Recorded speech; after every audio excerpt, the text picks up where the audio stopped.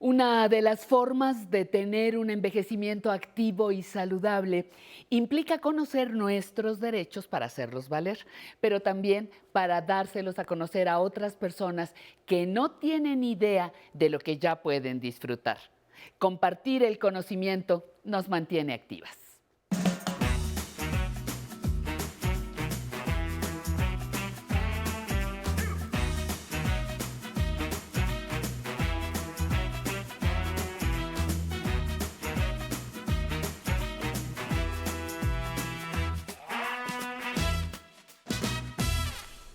¿Cómo están? Me da mucho gusto saludarlos nuevamente en vivo aquí desde el 11, la emisora del Instituto Politécnico Nacional. Y hoy vamos a hablar sobre un tema que no es muy conocido, pero que les puede servir mucho a ustedes.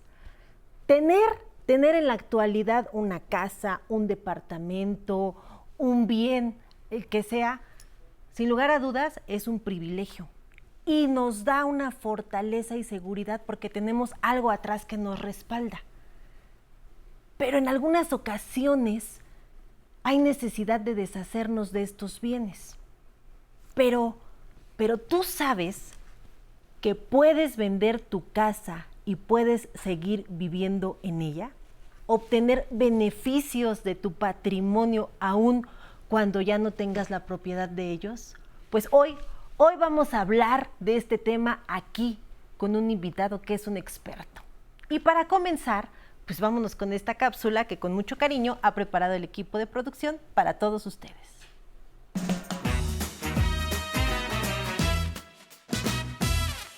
En el derecho civil mexicano y de muchos otros países, la propiedad que una persona puede tener sobre un bien inmueble permite el aprovechamiento y el dominio o derecho a disponer del mismo. En el caso de una vivienda o predio, existen diversas formas de que el propietario de un inmueble pueda obtener un beneficio económico sacando provecho a su propiedad. En México existe, por ejemplo, una forma de obtener dinero en lo que se conoce como hipoteca de liquidez que ofrecen algunos bancos. Funciona así: un propietario ofrece en garantía su casa y obtiene un crédito, el cual recibe en una sola exhibición. El propietario acuerda pagar el crédito en el tiempo y puede seguir viviendo en su casa. El arrendamiento es otra forma más común de obtener ingreso. La persona arrendadora cede el usufructo del inmueble a quien le renta durante un periodo de tiempo acordado por las partes, pero conserva el derecho a disponer de su bien cuando el tiempo se cumpla. Todo esto depende de las condiciones en que se negocie. Este dominio o derecho a disponer también se le nombra en la jurisprudencia nuda propiedad y tiene importancia para las personas adultas mayores que poseen bienes inmobiliarios o predios que en la mayoría de los casos son su principal fuente de ingreso. Casos frecuentes se dan cuando se hereda o vende una propiedad a un familiar u otra persona, pero bajo condición de conservar el uso de la misma y en las condiciones que acuerden, generalmente ante un notario.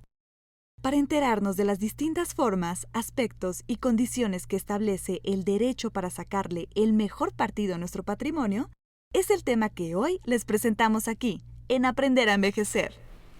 Pues ya estamos de regreso y hoy nos acompaña aquí en el estudio el maestro Ponciano López Juárez y él es presidente del Colegio de Notarios de la Ciudad de México.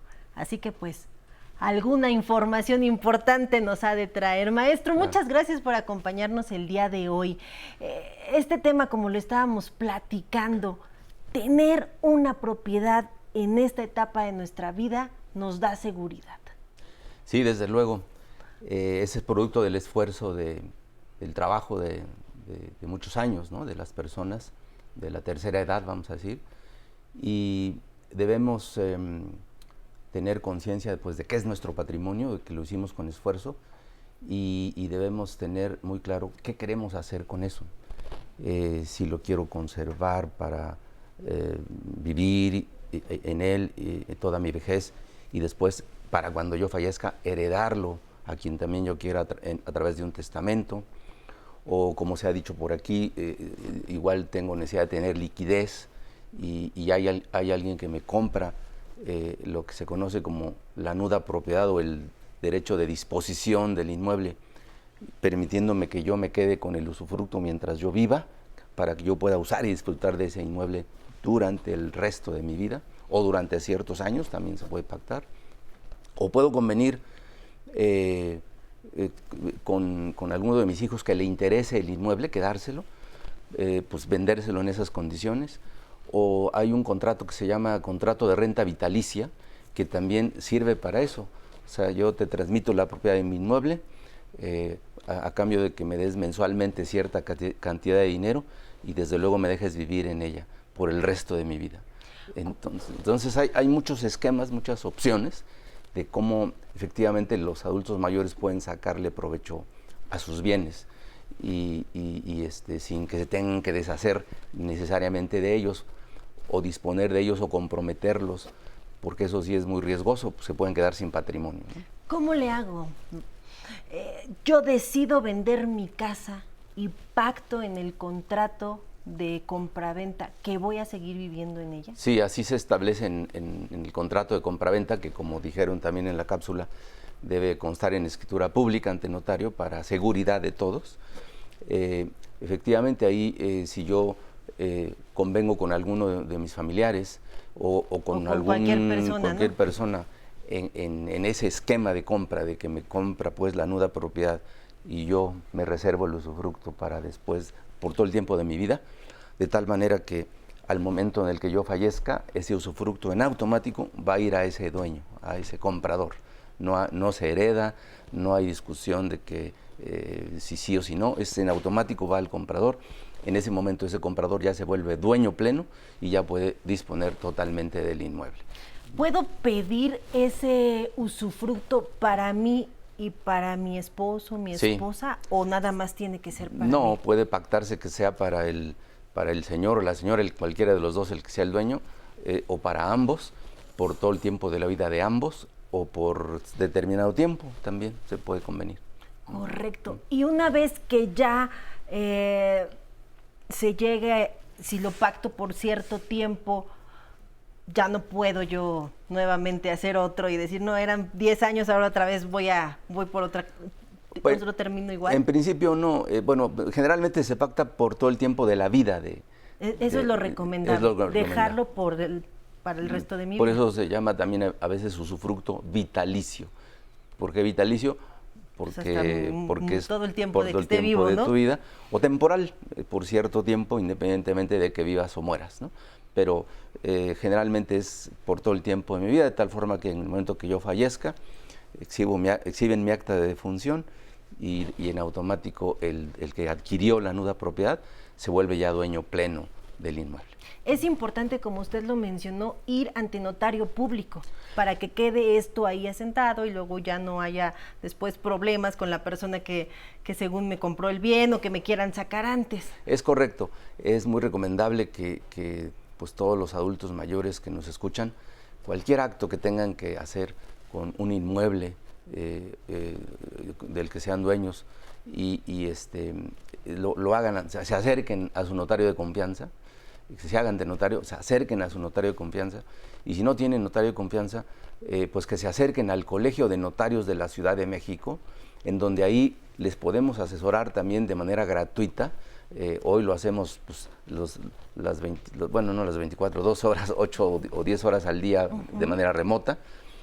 Ustedes llaman, piden una consultoría, se les asigna un notario, el notario les llama o los busca por cualquier plataforma de videollamada, platican y ya se les da la asesoría y si hay que hacer la escritura, pues ya se hace. O pueden ir presencialmente a su notario de confianza y si no, pues al colegio y ahí les asignamos notarios que les puedan ayudar. ¿Se usa mucho esta figura o casi no se utiliza? Sí, se usa mucho. ¿Sí? Sí, se usa mucho, sobre todo cuando alguna persona quiere... en ventas no se usa mucho, se usa poco. Se usa más cuando unas personas quieren donarle a sus hijos alguna casa, alguna propiedad. Nosotros, los notarios, siempre recomendamos que se reserven el usufructo, porque sobre todo si son bienes que están rentados o producen algún ingreso, porque es con lo que viven, ¿no? Entonces no es conveniente que lo donen totalmente. la compra sí es factible, pero hay que buscar una persona que entienda de eso y que quiera comprar en esas condiciones. Y si no, les digo, pues también está la renta vitalicia, que sí es como una especie de venta del inmueble y me van pagando el precio mensualmente, me van dando cierta cantidad de dinero, la que yo necesito para vivir mensualmente. O sea, al revés, como cuando me compro un bien que está en hipoteca. Exactamente. Al revés, ahora me lo dan. Es una especie de hipoteca inversa, que también existe esa figura en el derecho.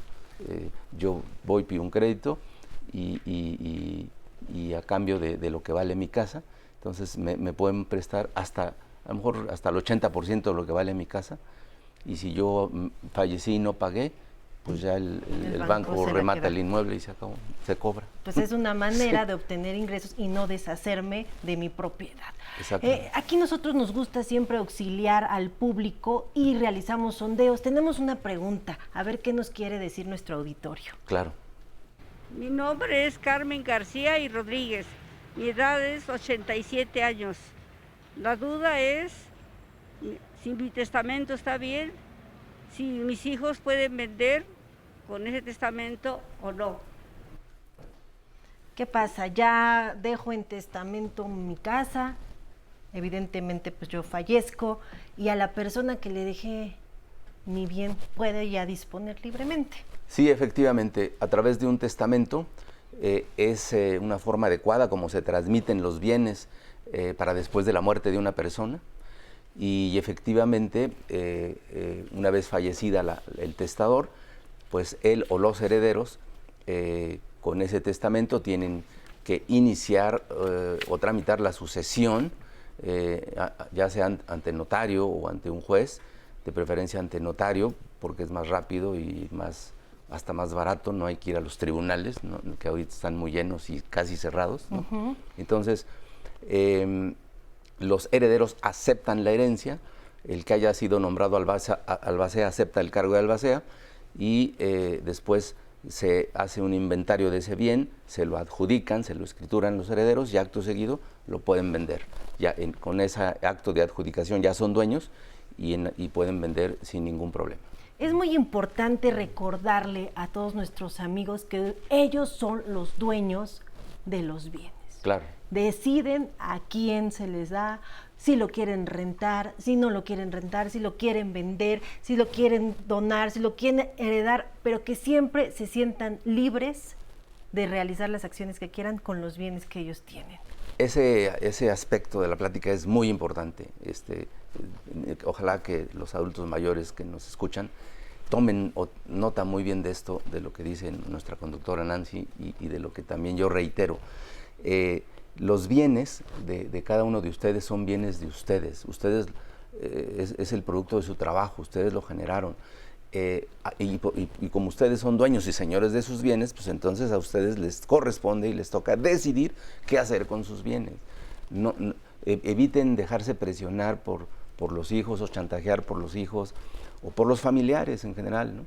Eviten eso, no compren culpas, yo diría, no compren culpas, porque los bienes son de ustedes y a ustedes les toca decidir si lo venden, si lo rentan, si lo hipotecan, si lo regalan, lo que ustedes quieran, pero porque ustedes así lo deciden y conviene a sus intereses, y deben pensar primero en ustedes, en protegerse de ustedes mismos, porque a estas edades pues muchos ya no podemos trabajar, estamos enfermos, necesitamos cuidados especiales, y si no tenemos bienes con que sufragar esos gastos, o no tenemos la ayuda pública de seguridad social, pues pensamos que nuestros hijos nos van a ayudar, pero generalmente no nos van a ayudar. Y a veces no porque no quieran, sino porque tampoco pueden. O sea, como están las cosas, pues ya, no se puede. Así es. Pues excelente consejo que nos dio el maestro Ponciano López Juárez, presidente del Colegio de Notarios de la Ciudad de México. Muchas gracias por habernos acompañado, nos auxilió muchísimo toda la información que nos dio. Y ahora yo los voy a dejar a ustedes con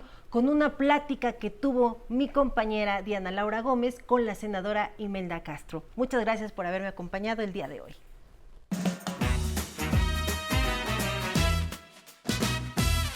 Y en esta ocasión le damos la bienvenida a la senadora Imelda Castro. vicepresidenta de la mesa directiva de la Cámara de Senadores. Muy buenos días, senadora. Muchas gracias por estar aquí con nosotros el día de hoy. Muy buenos días, gracias por la invitación. ¿Nos podría usted contar cuál es su opinión sobre cuál es la importancia de legislar a favor de las personas adultas mayores? Bueno, creo que es un tema central porque justamente hemos venido avanzando cada vez más hacia un país de adultos mayores. El bono demográfico que antes podíamos presumir, pues hoy está cambiando porque hoy tenemos ya que la edad promedio en nuestro país es de 29 años. En el 2000 era de 22, luego en el 2010 de 26 y ahora de 29. Entonces avanzamos pues y en esa tendencia y pues requerimos efectivamente poner en el centro a los adultos mayores. Sí, por ejemplo, ahorita usted nos estaba mencionando este bono demográfico. Usted es de Sinaloa y Sinaloa ahorita con el censo del 2020 salió que cuenta con una población de más de 3 millones de habitantes, de los cuales el 13% son personas adultas mayores. Bueno, personas de más de 60 años y el 3.3% más que el censo del 2010. Entonces, desde su punto de vista, ¿cómo consideraría que se debería de trabajar para atender este crecimiento de la población adulta mayor en su estado y en pues, todos los estados de la República? En el Senado de la República, por cierto, pues hemos estado haciendo una serie de reformas que tienen que ver con el acceso, por ejemplo, a las tecnologías, ¿no? De parte de los adultos mayores, en el tema de la calidad de vida y en otros temas, pero lo más en la salud, por ejemplo, ¿no? Que es un gran tema también, casi el 50% de los adultos mayores de nuestro país están justamente en condición de pobreza. Entonces, en Sinaloa como en México, creo que tenemos que avanzar en ello, ¿no? Yo creo que hay que analizar un poquito más el censo como tú lo estás ahorita comentando y vale la pena, traer un comentario interesante. Hay algunos municipios en Sinaloa, y lo digo porque tú traes el tema colación, por ejemplo, el municipio de Angostura, es impresionante. De acuerdo a este nuevo censo, fíjense, a pesar de que en el país el 29 es la edad promedio, en ese municipio de Angostura, Sinaloa, todas las personas que viven ahí tienen un promedio de 40 años, lo que significa prácticamente que los adultos mayores se están quedando y la juventud está saliendo de muchos de nuestros pueblos pues a buscar otras expectativas. Entonces hay que poner ojo en ese tema, en los pueblos donde hay un más alto promedio de vida. O sea, ya no solo es, el promedio de edad, no solo es tenerlo en general, sino hacer el análisis en Sinaloa, hacer el análisis en Angostura y en todos los municipios del país para poder direccionar una política pública, no solo a los adultos mayores en el país, sino a los adultos mayores en cada estado y en cada municipio del país, ¿no? Y ver qué es lo que necesitan, dependiendo justo de lo que usted nos menciona, cada municipio, cada estado, de qué es lo que cada adulto mayor necesita, porque depende 100% de dónde viven y de a dónde tienen accesos para poder presentar estas políticas públicas y puedan tener el efecto que corresponde, ¿no? Así es, así es. Hay que focalizar ya. O sea, ya hay una política general muy exitosa, muy esperanzadora hacia los adultos mayores, pero ahora lo que falta es focalizarla en función de las necesidades de las poblaciones adultas mayores en cada región del país, en cada municipio, en cada uno de los estados, ¿no? Y justo por la pandemia que está viviendo pues todo el mundo y nuestro país, las personas adultas mayores se han visto pues muy afectadas por la falta de empleo. ¿Cómo desde el Senado o esta iniciativa que usted nos está comentando que presentó se puede apoyar a este importante sector de nuestra sociedad? Sí, efectivamente. Ahorita también comentábamos que los adultos mayores son los pobres entre los pobres, porque el 48%, para ser más preciso, más precisa, está en condiciones de pobreza. ¿Qué quiere decir? Que no tienen acceso a los servicios públicos básicos, ¿no? Agua, luz, etcétera, drenaje. también son los que tienen, como tú bien lo dices, los ingresos más bajos, ¿no? Insuficientes para resolver pues todo esto. Y el tema de los derechos sociales en general están mucho más restringidos para los adultos mayores. Por eso yo creo que es un reto que tenemos trabajar en esa línea, pero desde el Senado pues tenemos que trabajar mucho también en ese aspecto, sobre todo en el tema de salud, aunque también en el tema de salud pues estamos en un momento de transición todavía, y sobre todo por la pandemia, pues los adultos mayores, las adultas mayores se acercan, no se acercan como debería de hacerlo a las instituciones de salud, ¿no? A los hospitales generales de los estados, a los hospitales aquí en la Ciudad de México. Uno es por la pandemia y otra es porque justamente pues traen la idea de que es muy restringido el derecho que tienen a la salud. Pero creo que desde el Senado vamos a trabajar más, pero ya trabajamos, o sea, nosotros hemos hecho toda una reforma en materia de salud para acceder a lo que es la salud universal para todos, ¿no? Y sobre todo para los adultos mayores. Entonces, hay avances importantes en eso ya. ¿Cómo pueden hacerle para que estén más informados de los derechos que tienen y que también no los traten de una forma como menos? Sí, Ajá. sí, ese es un tema, creo yo, muy, muy profundo, ¿no? Porque los adultos y las adultas mayores en general siempre se sienten menos, ¿no? Hay un gran reto en este tema de la psicología, en la necesidad de que ellos recuperen su autoestima. Creo que ya se está avanzando, pero se requiere mucho más. Y por cierto, uno de los retos también del sector salud reconocido por las mismas instituciones de salud, pues es el tema de la atención a la salud mental. Creo que en la medida en que se atienda la salud mental de las adultas y de los adultos mayores, que ellos recuperen ese sentido de utilidad, o sea, que no son un sector de la población que ya se jubilaron, que ya no son útiles, que los tienes abandonados, también dentro de las mismas familias, ¿no? O sea, ese es un gran reto que tienen las instituciones, que en materia legislativa también se tiene que trabajar, pero sobre todo se trata de que ellos se sientan como lo que realmente son, personas útiles que lo dieron todo y a quienes nosotros, estas generaciones, tenemos que retribuirles un bienestar personal, un bienestar del entorno, del ambiente y sobre todo un bienestar mental, ¿no? Eso es parte de los retos que tiene la política pública en nuestro país, ¿no?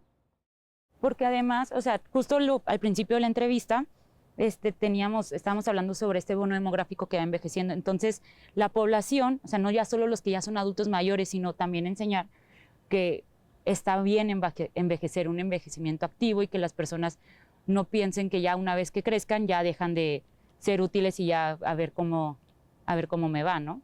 Así es, así es. Ese es el gran reto porque México se encamina aceleradamente a ser, vamos a decir, un país de viejos, pues en el buen sentido de la palabra, y pues se requiere crear toda una infraestructura. De hecho, se viene discutiendo en las diferentes áreas desde hace tiempo, por ejemplo, el tener acceso a lo que es los servicios de geriatría, ¿no? Que es un gran reto también. Las especialidades que atiendan a los adultos mayores, creo que tienen que ampliarse la formación de recursos humanos, ¿no? Desde la psicología, desde el trabajo, desde la recreación, desde el deporte, por ejemplo, que ahí se tiene que dar una atención especializada a los adultos mayores, ¿no? Porque pues no, en su mayoría todo el proceso pues de envejecimiento tiene que ver con la mente, pero también con el cuerpo. Entonces, ahí también hay muchísimos retos que tenemos que asumir y poner en el centro el tema de nuestra población, ¿no? Estamos hablando incluso de que si ahorita estamos hablando que subió del 7 al 12% la población adulta mayor, para el 2050 pues vamos a tener, creo que el 17% de la población mexicana va a ser mayor a 60 años. Ahí está, en ese dato estadístico, está el gran reto que tenemos en nuestro país. Bueno, muchísimas gracias, senadora, por la conversación que tuvo hoy con nuestros televidentes en Conociendo Mis Derechos. Muchas gracias a ti, muchas gracias por la invitación y sobre todo con un tema pues tan bonito, tan estimulante, ¿no? Como son los derechos de las adultas y de los adultos mayores. Excelente martes para todos los que están disfrutando el programa de hoy dedicado a los derechos de las personas adultas mayores. Saludo con mucho cariño a los que nos ven en Sinaloa, Guadalajara, Quintana Roo y abrazos hasta Monterrey. Recuerden que pueden comunicarse con nosotros para que nos dejen dudas o comentarios que quieran compartir con los especialistas. Aquí nos encanta escuchar sus opiniones. Y como siempre, saludo a los que mandan sus mensajes desde las diferentes plataformas digitales del 11, como Milena Larson, que nos manda su mensaje y nos dice: muy interesante, mil gracias por esta información. Ana Rosa, valiosa información, gracias. Juana Rodríguez, excelente tema. Inraini, gracias por tan valiosa información y nos saluda desde Puerto Rico. Y a todos los que se conectaron en el Facebook Live, muchísimas gracias, como María La Chata, que nos saluda desde San Diego, California. Abrazos hasta allá. Javier también nos saluda. Piolina también nos saluda desde Puebla. María Aurelia Rojas, Sara Montes de Oca, Yolanda Franco y Raquel Quiroz, gracias por estar conectados con nosotros. Y llegó el momento de dejar todo lo que estamos haciendo, porque es hora de bailar con la chica cruel de los ovnis. ¡Vámonos!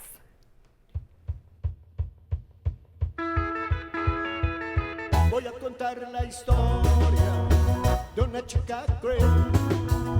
Me enamoré de ella y sin saber por qué. Voy a contar la historia que muy pequeña es una chica muy linda, una chica cruel. Y esta es la historia de una chica cruel, chica cruel, se fue muy lejos, chica cruel, nunca la veré, chica cruel, oh, qué tristeza, porque se alejó, me dejó llorando, una chica cruel. Voy a contar la historia de una chica cruel. Me enamoré de ella y sin saber por qué. Voy a contar la historia que muy pequeña es una chica muy linda, una chica cruel.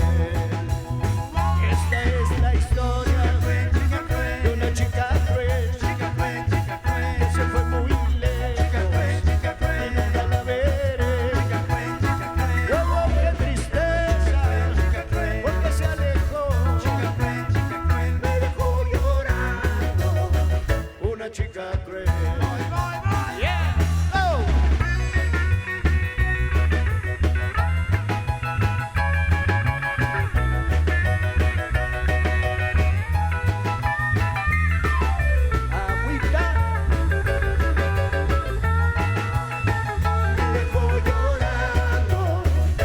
Chica cruel.